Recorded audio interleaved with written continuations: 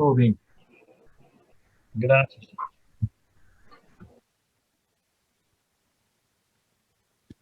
Pueden anotar preguntas para el final de la clase.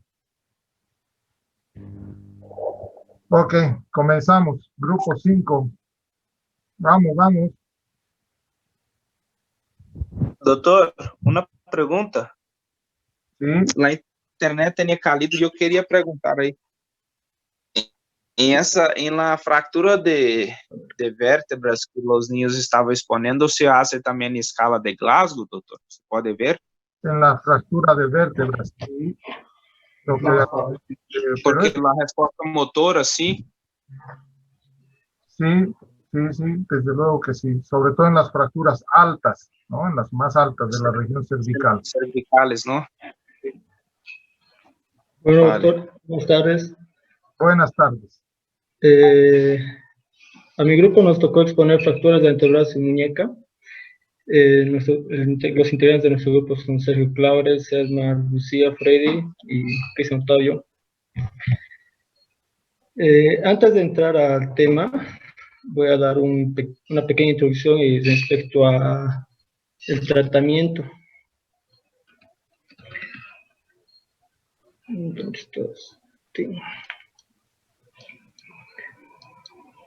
En cuanto al tratamiento del antebrazo, fracturas desplazadas, las desplazadas generalmente el tratamiento va a ser ortopédico. Las no desplazables, perdón, tratamiento ortopédico. Las desplazables van a ser tratamiento quirúrgico. Por cominuta, igual quirúrgico. Expuesta, de misma forma quirúrgico. En cuanto al cúbito, tiene un pequeño dato en cuanto a medicina legal, cuando haya una fractura en este, que más adelante se lo voy a explicar, que igual tiene el mismo concepto de tratamiento. Ahora, en la clínica van a aparecer generalmente estos 4 puntos: fractura aislada de la diáfisis cubital, el que les hablaba hace un momento, en cuanto a la medicina legal. Se produce cuando es una agresión el paciente se protege con el borde del cúbito y el antebrazo, y cuando el golpe está dirigido generalmente a la cabeza. Esto lo ven más, como ya mencioné, en medicina legal. En la fractura de diáfisis de ambos huesos del antebrazo, ¿no? Acá no hay mucha teoría, sería la fractura de ambos huesos. Acá no sé si se puede ver bien, se los puse en video, en una pelea del UFC, el rompimiento de ambos huesos. No sé si se pueda notar, doctor.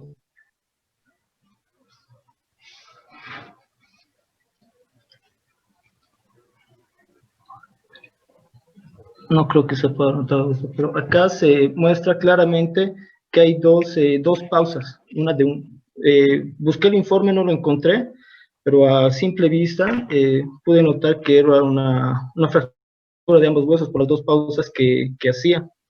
Se los voy a mandar al grupo, igual no hay problema. En la lesión de Monteggi, vamos a... Tanto la de Monteggi como la de Galeazzi son más o menos parecidas, solo que tienen una leve diferencia. Acá, la lesión de Monteggi va a ser una fractura de la diáfisis cubital,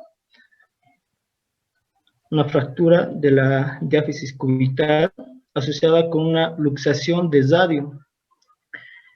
Esto lo podemos entender mejor con un mnemotécnico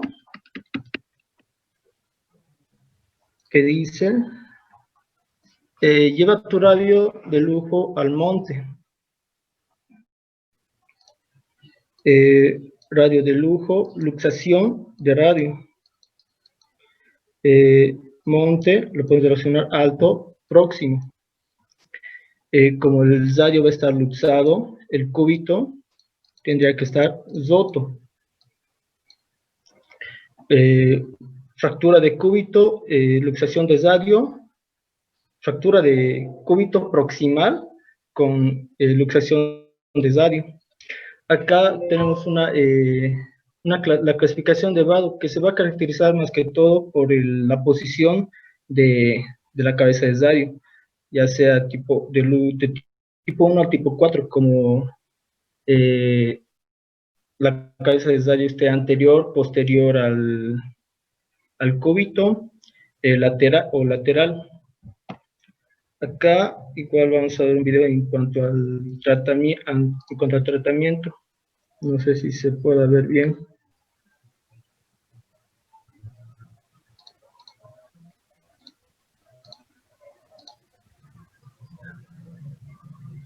Ahí podemos ver la fractura.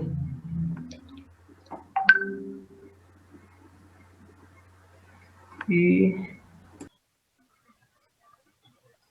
esto se los voy a mandar igual al grupo, doctor. No creo que pueda ver bien. Perdón, no lo escuché.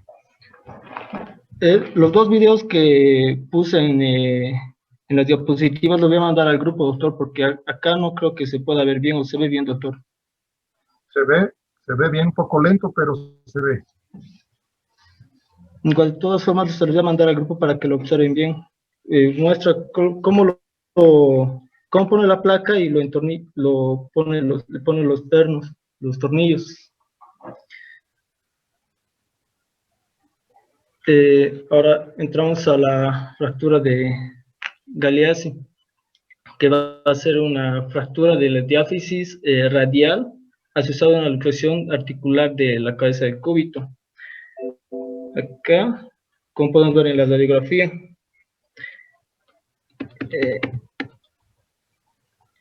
acá se les voy a hacer un pequeño esquema de más o menos cómo funciona esto.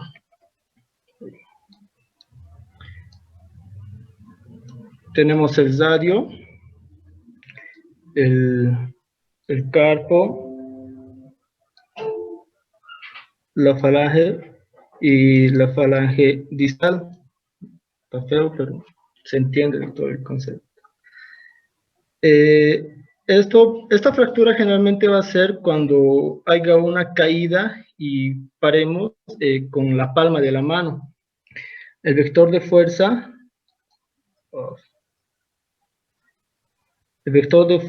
se va a dirigir hacia arriba y por lo consiguiente hacia el codo.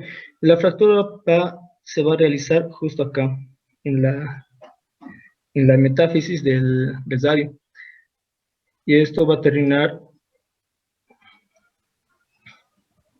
esto está el roto.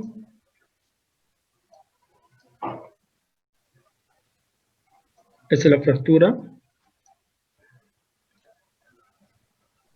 El carpo, la falange proximal, la falange distal.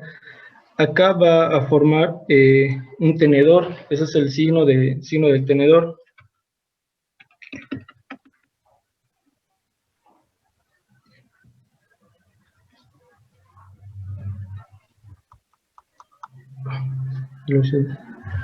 Perdón, me confundí, doctor. Esa era la fractura de Cois.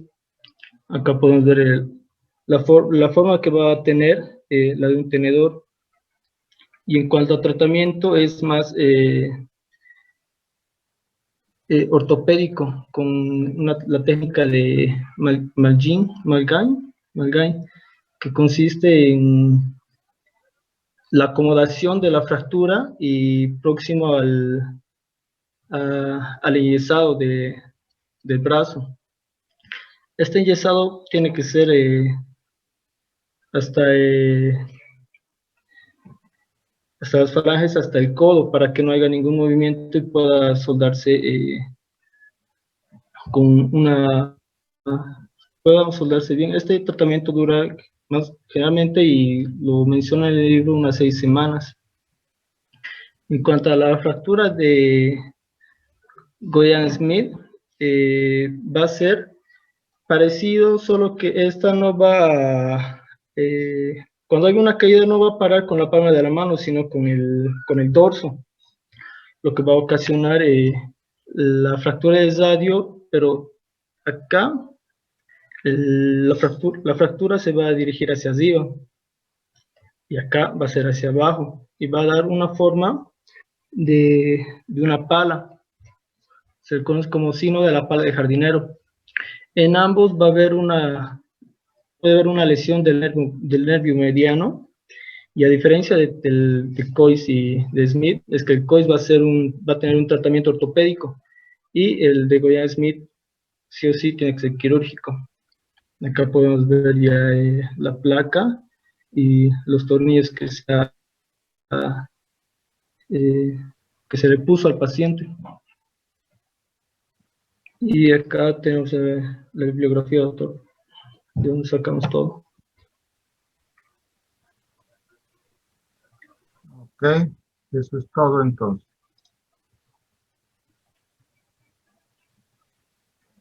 Bien. A ver, el grupo número 8, por favor. Doctor, dame administrador, por favor. Ariel. Ya.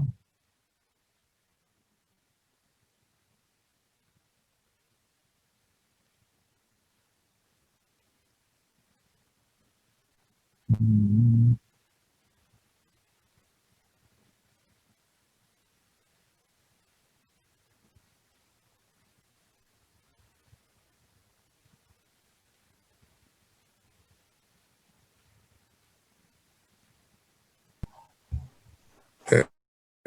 Muy buenas tardes. Somos el grupo 8. Estamos formados por Lucas, Enrique, Eddie, Einar, Ariel Turpo y Alan Rodrigo. Debido al tiempo, y ya que es muy extenso nuestro tema, son 3 temas: diáfisis femoral, fractura de diáfisis femoral. Son 3 temas, lo voy a hacer rápido. De todas formas, lo voy a mandar al grupo para que puedan revisarlo luego, así exponemos todos. Perdón, hay que ampliar Sí. la pantalla.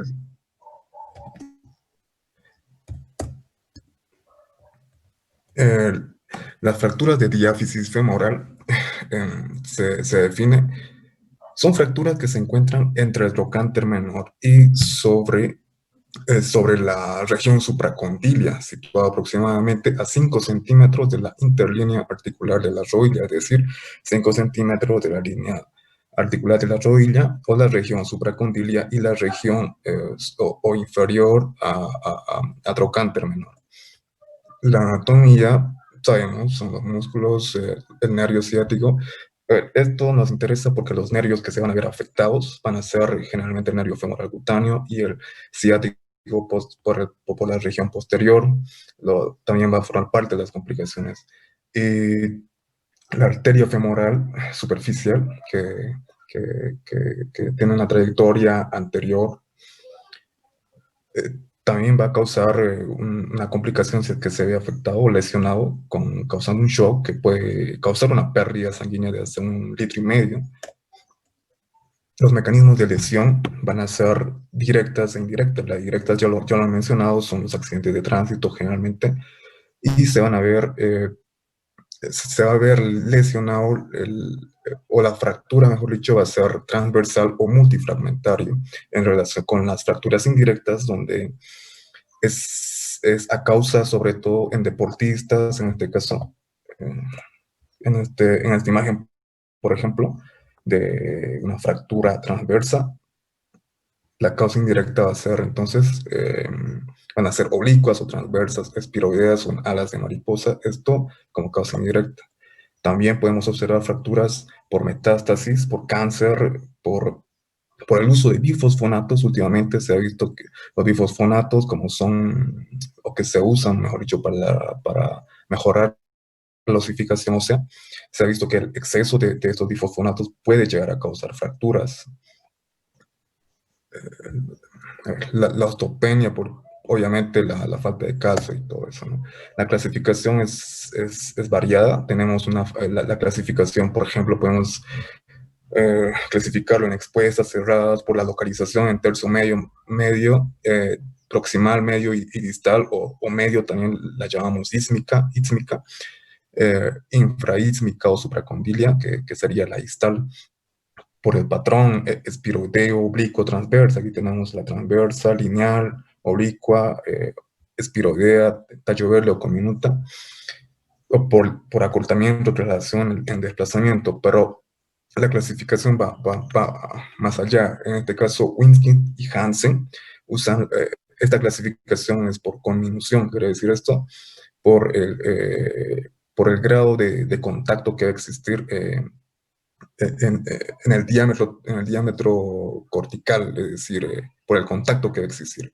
Ejemplo, tipo 0, que sin conminución, es decir, no hay desprendimientos, no hay fragmentos, es transverso, no hay desprendimientos de fragmentos óseos.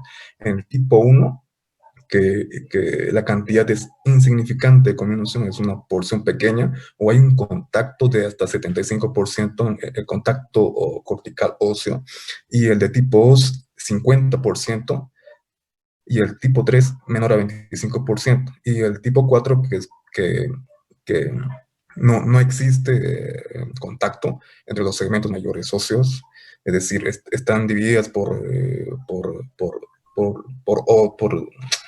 segmentos óseos en conjunción, no hay contacto. Aquí tenemos el tipo 0, pueden observar aquí, no hay desprendimientos óseos, es transverso. El tipo 1 hay un pequeño desprendimiento.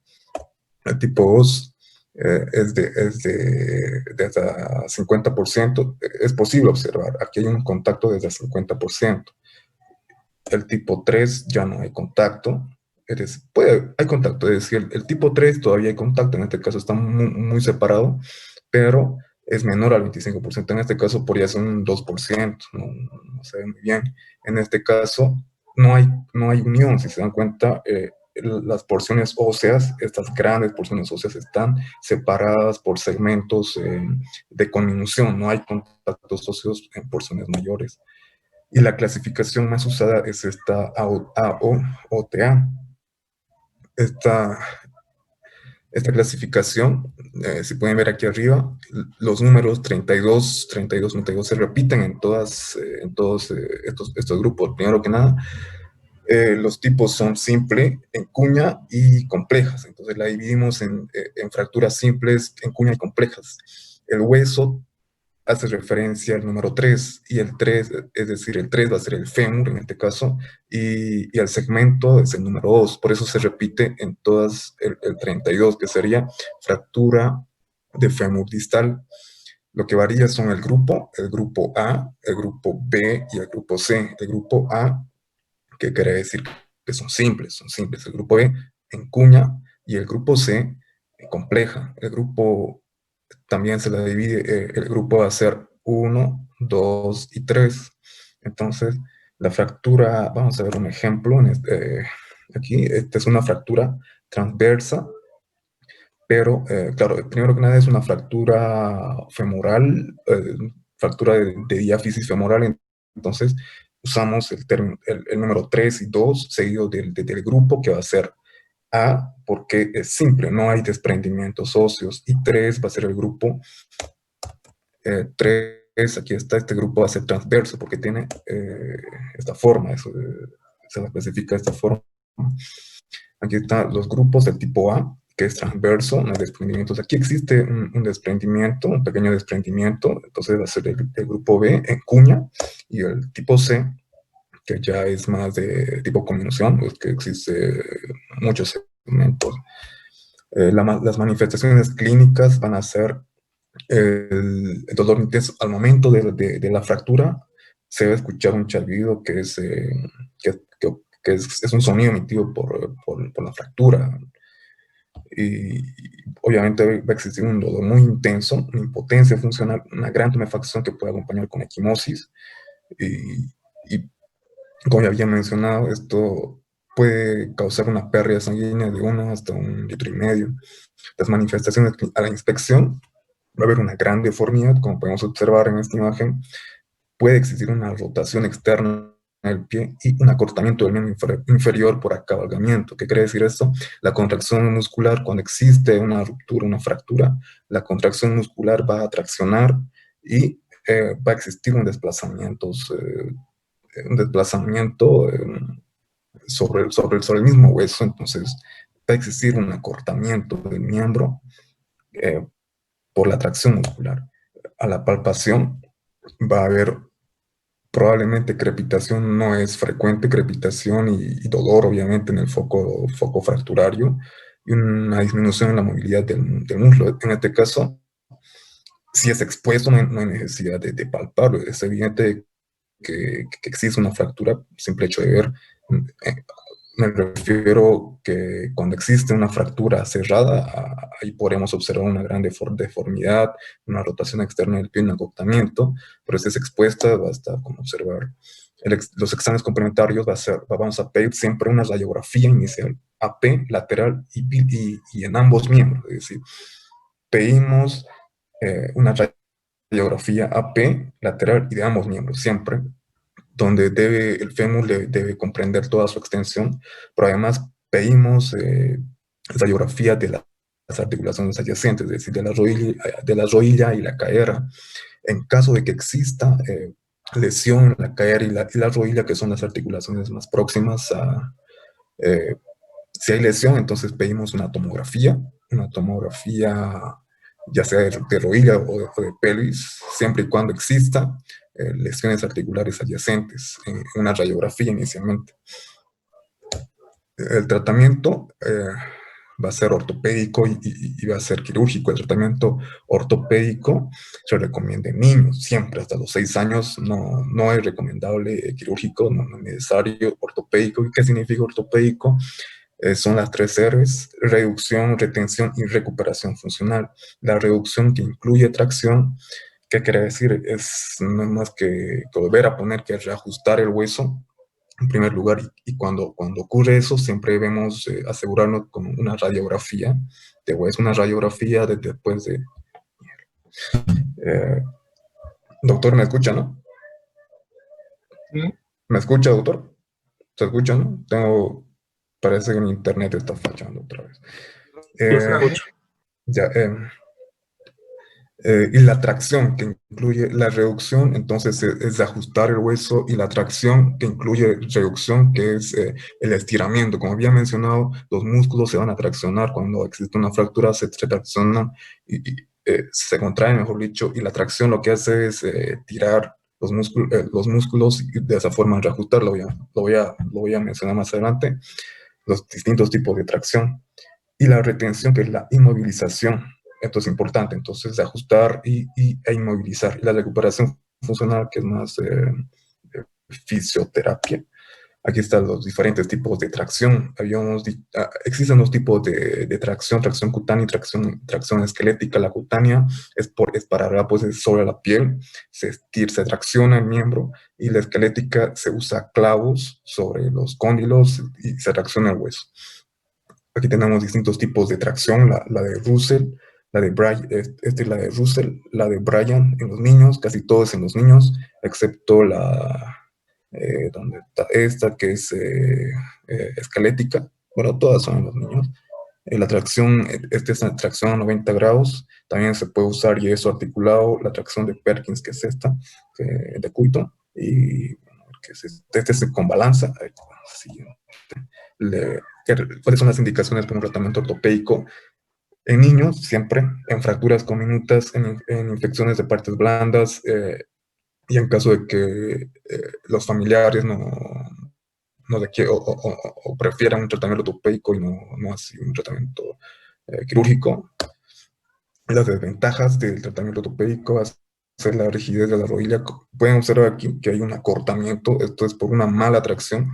Debemos considerar que siempre en una fractura, si no se tracciona bien, va a consolidarse más corto, es decir, la fractura sana o segura y es más corto si no existe una tracción adecuada. Estas son las desventajas de tratamiento ortopédico, además de que la hospitalización es prolongada y puede terminar consolidando en una mala posición, una mala unión. El tratamiento quirúrgico, que es siempre en los adultos de primera elección. ¿Cuáles son las ventajas? Que la movilización precoz de las articulaciones, y ya existe una reducción anatómica, no hay necesidad de realizar una tracción, sí, previo a la operación, pero después es suficiente, no se realiza ya tracción. El tratamiento en niños antes de los 2 años va a ser simplemente tracción de Zenit. Ahí esta es la tracción de Bryan o de Zenit. 2 a 3 semanas y después de 2 a 3 semanas por una tracción neuropedio, y entre los 2 y 6 años también es una tracción, esta es la tracción 90-90 o 90 grados, y por encima de los 6 años siempre es preferible el tratamiento quirúrgico. El tratamiento en adultos, la fijación externa, que este no es un tratamiento que esto es temporal y es de urgencia, cuando se usa cuando existen fracturas abiertas de grado 3B o grado 3C, también cuando existen pacientes politraumatizados en extremis que no pueden soportar una cirugía abierta. Entonces, mientras tanto se usa esta fijación externa, que no es, como digo, no es tratamiento definitivo. El tratamiento quirúrgico en adultos definitivo y el gol estándar es el clavo centromedular. El clavo centromedular tiene existen muchos tipos de clavos y muchos métodos también. Este es el más usado, el centromedular estándar, que es para fracturas de diáfisis, y este que es de reconstrucción, que esto es más cuando existen fracturas de cuello de fémur, o fracturas subtrocantérica asociada, ¿no?, a la fractura de diáfisis. Y estos son los componentes: el clavo, el tornillo, el cerrojo y la tapa. Bueno, por ejemplo, aquí está la de reconstrucción, y así queda el oblicuo, el transverso, también hay otras formas, el transverso anterogrado, y las placas de compresión. Entonces los clavos y las placas de compresión son los tratamientos para una fractura de diáfisis. Las placas de compresión tienen sus indicaciones, por ejemplo, en caso de que exista un canal mental. Un minuto.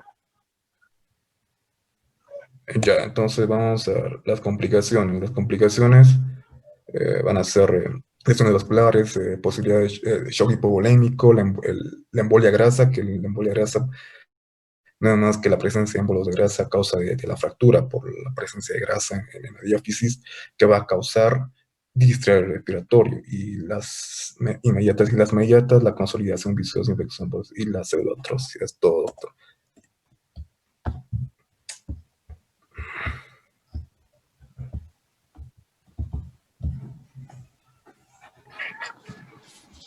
Bueno, vamos a continuar con las fracturas del fémur distal. Estas fracturas representan el 10% de las lesiones óseas del fémur. Son importantes porque últimamente representan una mayor morbilidad, complejidad, y también representa una evolución en lo que es el tratamiento por las apariciones de nuevos implantes de osteosíntesis. Perdón, ya no hay tiempo, ya se acabó el tiempo, chicos. Tienen que un poco aprender a resumir para que les alcance el tiempo, pues, chicos, por favor. Son 20 minutos cada grupo, entonces hay que calcular bien. El último grupo, por favor, rápidamente. Tienen que ser presentaciones más ágiles, más dinámicas, para que no se torne pesada la cosa. Todo bien, doctor. ¿Se ve, doctor? Sí, se ve. Amplíe. La pantalla tiene que ampliar, nada más. Grupo 11. Abajo en la presentación. Ya, ¿se ve, no? Sí. Ya, o Anderson vai empezar a hablar. Nós outros vamos hablar sobre lesões de menisco e lesões de ligamentosos. Ya. Ya. Buenas noches, doctor. Buenas noches, compañeros. El grupo es compuesto por Joe Anderson, Rafael Ribeiro y Catiucia Mirela. Va a pasar.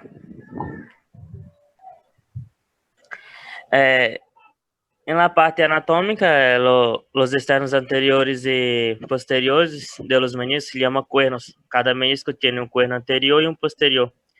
Entre los dos cuernos hay una zona medial que se llama cuerpo, que tenemos dos meniscos en cada rodilla, uno interno o medial o otro externo lateral. En la definición, los meniscos medial y lateral son discos de tejido cartilaginoso con forma de media luna, que se encuentra dentro de la articulación de la rodilla y tiene función de amortiguación. se vão classificar em 3 tipos, o grado 1, o grado 2 e o grado 3.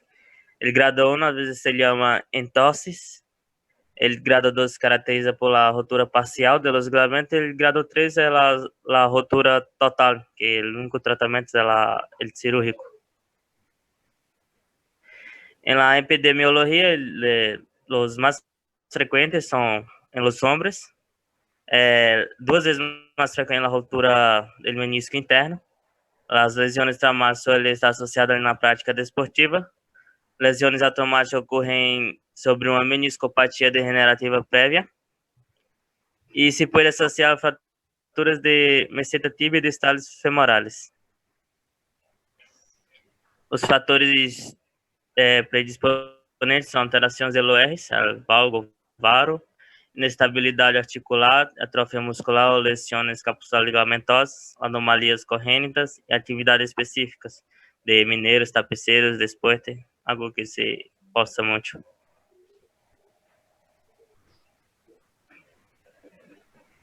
Bueno, voy a hablar sobre mecanismo de lesión.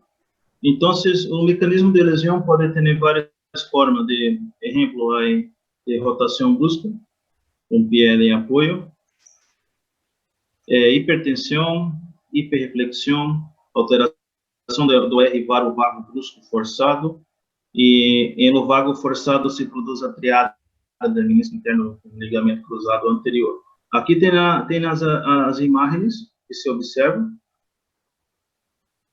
em uma pantalla, de onde vai quedar estas possíveis lesões. O diagnóstico temos que fazer uma anamnese de forma correta, buscando conhecer os antecedentes traumáticos e o mecanismo como se deu a lesão, se foi por torção, reflexão, ou se também se tem episódio de bloqueios, derrames articulares. Tudo isto se pode observar em uma anamnese para ser um diagnóstico mais seguro. A exploração física, normalmente temos a exploração general de rodilha, signos funcionais, de extensão. Temos, ao fazer a exploração física, podemos encontrar dolor à movilização, dolor ao palpar, a interninha, signos mecânicos, os signos de McMurray, que é o signo que realmente vai encontrar, sim, onde vai realmente encontrar a lesão, e signo de Aplin, o Green Test. Bueno, aqui as provas complementares para ser. Por que provas complementares? Entre a IUX, AP, a ressonância magnética. Porém, aqui complementar, como a falei anterior, a anamnese vai ser realmente a definição praticamente principal. Aqui somente para encontrar o dano e para ele ir de melhor forma, sempre a ressonância magnética. Pero que o raio-X AP normalmente já encontra lesões anteriores. Podemos falar também da ruptura do tipo 1, onde vai se encontrar, se trata de uma degeneração intrameniscal. Ruptura tipo 2, se trata de degeneração intrameniscal que pode ligar à cápsula articular. E do tipo 3, o menisco está fragmentado, o interior do menisco, a parte superior e inferior. Podemos utilizar também o ataque, que tem um grande valor para evaluar os meniscos, e a artroscópia diagnóstica. Normalmente se põe lá uma agulha onde vai se observar a parte de dentro da lesão do menisco. Acá nós miramos a classificação dos tipos de lesões. Observamos as lesões longitudinais verticais, lesões transversas ou radiais, lesões horizontais, meniscos discoides, que é de forma normalmente cinética ou degenerativa, de acordo com a idade, e lesões complexas degenerativas. Acá nosotros observamos dónde vai se quedar a lesão de forma vertical, de forma oblíqua ou degenerativa, enfim. Tratamento. O tratamento de menisco há dois, o conservador e o quirúrgico. Então, o conservador normalmente se basa em tratamento com hielo, analgésicos, repouso, e o tratamento quirúrgico normalmente empieza para a redução ou a manipulação com anestesia para realmente tratar os casos mais complicados, né? Então, o tratamento conservador é indicado em rupturas menisquiais, longitudinais pequenas, rupturas de espessor parcial. Pode também ser indicado em pacientes com rupturas degenerativas e pacientes assintomáticos. Então, no tratamento quirúrgico, vai ser uma sutura menisquial, que é simplesmente a sutura, a meniscoectopia, o transplante, que é o câmbio do menisco já todo danhado. E temos também outros tipos, que pode ser a meniscopatia degenerativa e o quiste menisquial, porém que de forma rara. Começando as lesões capsulares de ligamentos da rodilha, nós vamos a fazer um acordo anatômico fisiológico de hablar onde que ligamento se conforma a rodilha. Temos o ligamento lateral interno ou ligamento colateral medial. Temos a face lata, ligamento lateral externo. Na cara posterior temos o tendão del popliteo, ligamento acutado, tendão del membranoso e na cara interna do ligamento cruzados. Sim, doutor, abre. ¿Se escucha? El tiempo ya está por terminar el tiempo. Vamos a volver a iniciar por tercera vez una nueva reunión. Ya, listo. Finalizar.